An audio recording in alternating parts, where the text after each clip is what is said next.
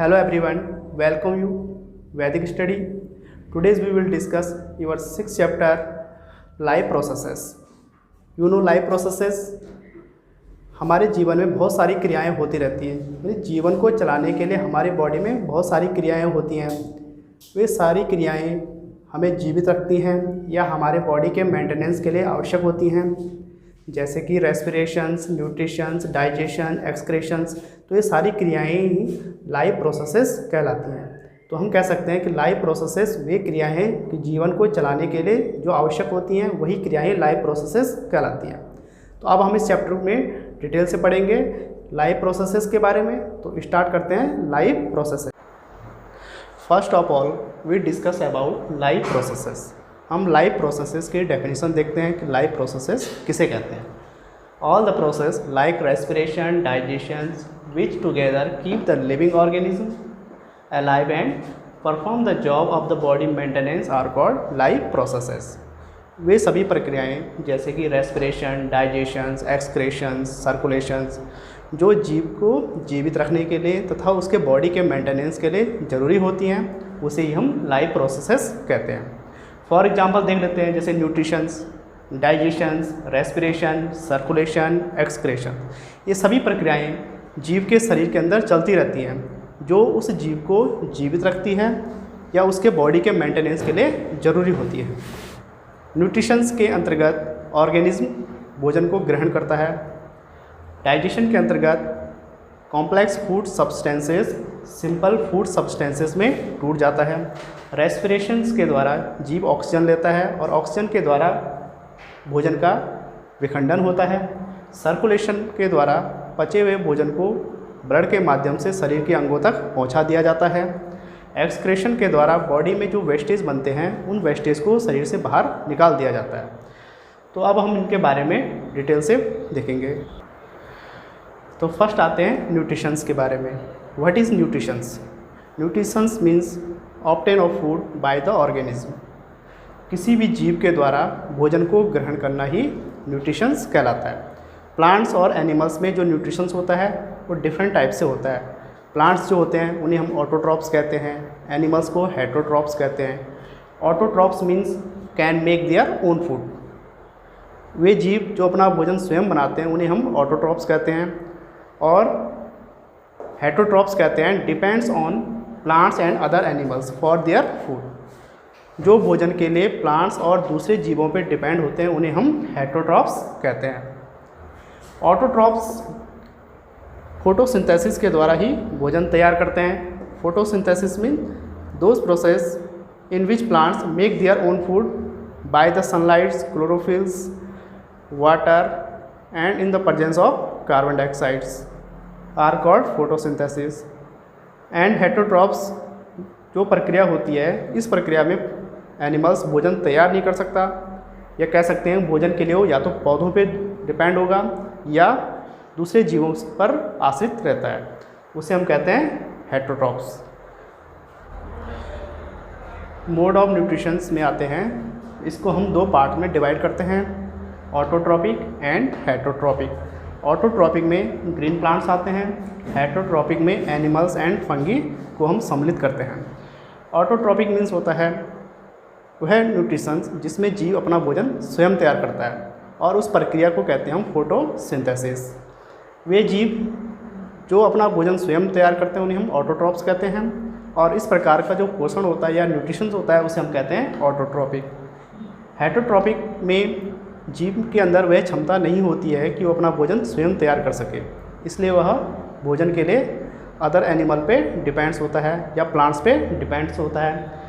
तो इस प्रकार का जो न्यूट्रिशंस होता है उसे हम कहते हैं हेटरोट्रॉपिक न्यूट्रिशंस।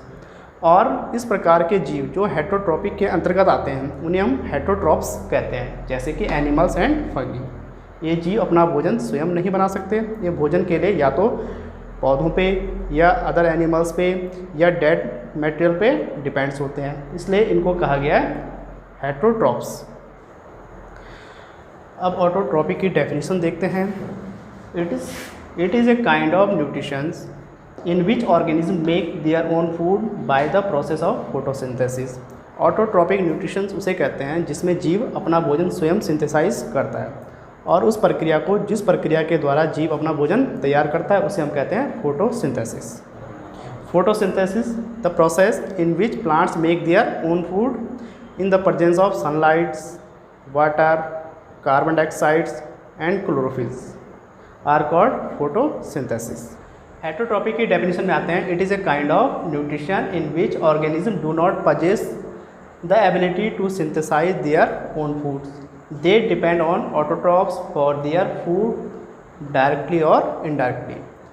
हेटरोट्रॉपिक न्यूट्रिशन कहते हैं, इसमें जीव के अंदर वह क्षमता नहीं होती है कि वो अपना भोजन स्वयं सिंथेसाइज कर सके, इसलिए वह ऑटोट्रॉप्स पे डिपेंड होता है डायरेक्टली और इनडायरेक्टली रूप से। तो ये हो गया हेटरोट्रॉपिक की डेफिनेशन।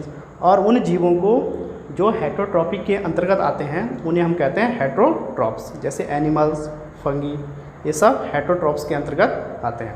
हेटरोट्रॉपिक न्यूट्रिशन को हम 3 पार्ट में डिवाइड करते हैं, holozoic nutrition, saprophytic nutrition and parasitic nutrition. Holozoic nutrition, in this type of nutrition animal take food in the form of solid और liquids and digest inside the body. Holozoic nutritions में animals food को solid या liquid form में लेता है और उसको अपने बॉडी के अंदर उसको डाइजेस्ट करता है, जैसे कि एनिमल्स, ह्यूमंस, ये सभी जीव भोजन को सॉलिड या लिक्विड फॉर्म में लेते हैं और उसके बाद बॉडी के अंदर उसको डाइजेस्ट करते हैं। नेक्स्ट है saprophytic nutritions. In this type of nutritions organism depends on dead और डिकेइंग मैटर्स। इस प्रकार का जो न्यूट्रिशंस होता है, इसमें जीव या तो सड़े गले या मृत जीवों से अपना भोजन प्राप्त करते हैं, जैसे कि फंगी। फंगी जो होता है ये या तो सड़े गले पदार्थों से या मृत जीवों से ही अपना भोजन प्राप्त करता है, इसलिए हम उन्हें सैप्रोफाइटिक न्यूट्रिशन के अंतर्गत रखते हैं। नेक्स्ट है parasitic nutritions, in which nutritions animals depends on other organism. Parasitic nutritions में ऑर्गेनिज्म दूसरे जीवों पे निर्भर रहता है, या तो उसके बॉडी के अंदर पाया जाता है या उसके बॉडी के बाहर, जैसे कि टैपवर्म, एस्कैरिस, कैस्कुटा प्लांट्स, ये सभी जीव भोजन के लिए या तो किसी जीव के बॉडी के अंदर रहते हैं या उसके बॉडी के बाहर रहते हैं। तो ये हो गया parasitic nutritions.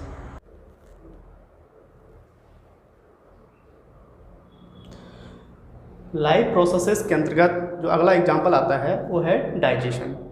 Digestion is the important process in the human body.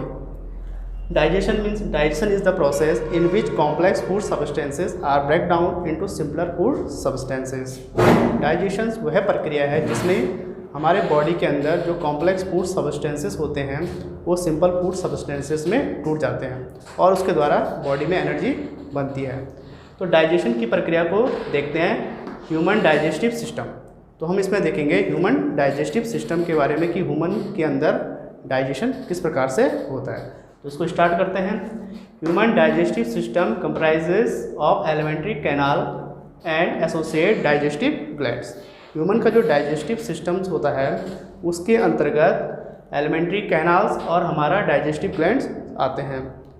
ये सभी मिलकर ही ह्यूमन डाइजेस्टिव सिस्टम का निर्माण करते हैं। तो ह्यूमन डाइजेस्टिव सिस्टम के अंतर्गत हम देखते हैं भोजन जो सबसे पहले आता है हमारे माउथ में।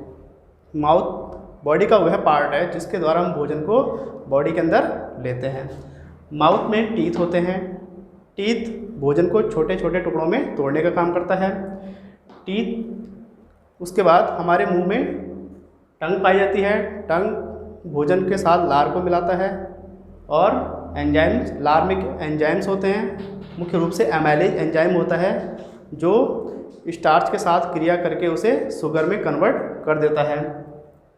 टंग के बाद सैलिवरी ग्लैंड्स, हमारे मुंह में सैलिवरी ग्लैंड्स होते हैं जिसमें एमाइलेज एंजाइम्स होता है। एमाइलेज एंजाइम्स का काम भोजन में जो स्टार्च होता है उस स्टार्च को शुगर में कन्वर्ट करना होता है।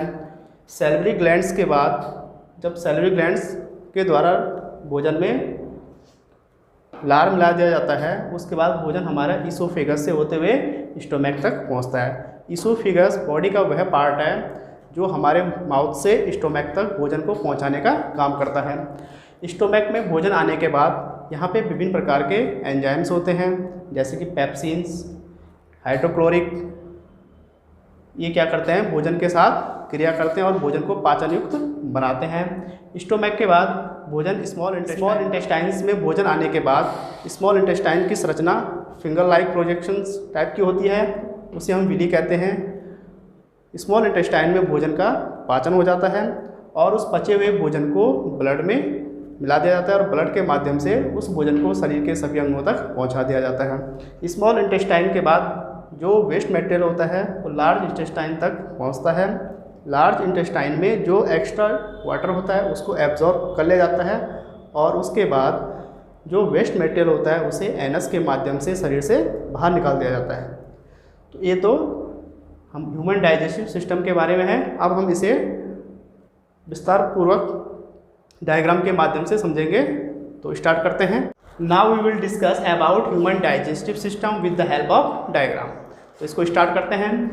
भोजन को जो हम लेते हैं वो माउथ के द्वारा अंदर लेते हैं बॉडी के अंदर। माउथ बॉडी का एक ऐसा पार्ट है जिसके द्वारा हम भोजन को अंदर लेते हैं। Mouth intake of whole food, इसका काम भोजन को अंदर लेना होता है। माउथ में टीथ होते हैं, टीथ भोजन को ग्राइंड करते हैं, भोजन को छोटे छोटे टुकड़ों में तोड़ने का काम करते हैं। मुंह में जीभ होती है, जीभ का काम भोजन को रोलिंग करना, टेस्टिंग करना और भोजन में सैलिवा या सैलिवरी ग्लैंड से जो सैलिवा निकलता है या एमाइलेज नामक एंजाइम्स निकलता है, उस एंजाइम्स को भोजन के साथ मिलाना होता है।